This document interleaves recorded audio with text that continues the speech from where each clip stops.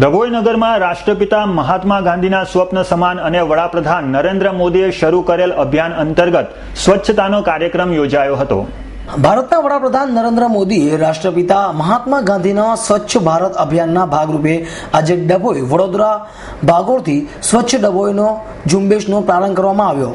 ડભોઈના ધારાસભ્ય બાલદાણા પટેલ, નગરપાલિકાના ઇન્ચાર્જ પ્રમુખ ડોક્ટર BJ બ્રહ્મભટ્ટ, ડભોઈના પ્રતિ ઓફિસર LB બાંભણિયા, ડભોઈના પોલીસ ઇન્સ્પેક્ટર ભરતભાઈ બારોટ, નગરસેવકો અને ઉચ્ચ કક્ષાના અધિકારીઓએ આ ઝુંબેશમાં જોડાઈ વિવિધ વિસ્તારોમાં કાયમ સફાઈ રાખીને ગંદકી દૂર કરી રોગચાળાથી બચાવીને સ્વચ્છ ડભોઈ રાખવા સૌએ અભિયાન વધાવી લીધું હતું। શહેરની અંદર આ અભિયાનને શુભ શરૂઆત કરવામાં આવી છે।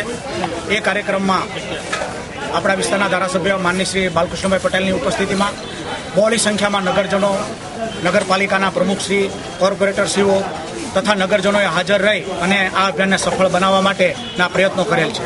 આ માટે ડભોઈ નગરના જે 12 વોર્ડ છે એમાં જુદી જુદી ટીમો દ્વારા કાર્યક્રમ નક્કી કરી અને સ્વચ્છતાનું અભિયાન હાથ ધરવામાં આવનાર છે।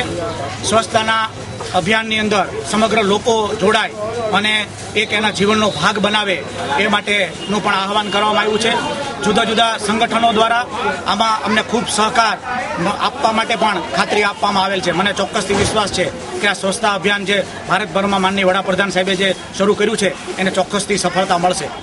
સ્વસ્થ ભારત, સ્વચ્છ ભારતના નિર્માતા લોકલાડીલા આપણા વડાપ્રધાન શ્રી નરેન્દ્રભાઈ મોદી સાહેબનું જે આહવાન છે અને મુખ્યમંત્રી શ્રી આનંદીબેન પટેલે પણ સ્વચ્છ ગુજરાતના અભિગમમાં સાથ સહકાર આપ્યો।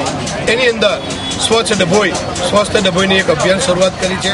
ડભોઈ નગરપાલિકાના પ્રમુખશ્રી, મામલતદારશ્રી, SDMC પ્રાંત સાહેબ અને તમામ ડભોઈ નગરના મહાનુભાવો, તાલુકાના જિલ્લાના તમામ હોદ્દેદારશ્રીઓ, નગરપાલિકાના સદસ્યશ્રીઓ અને સામાજિક કાર્યકર્તાઓએ આજે સાથે મળીને સ્વસ્થ ડભોઈનું એક અભિયાનની શુભ શરૂઆત કરેલ છે। Hasan Khatri, S9 news, Dabhoi.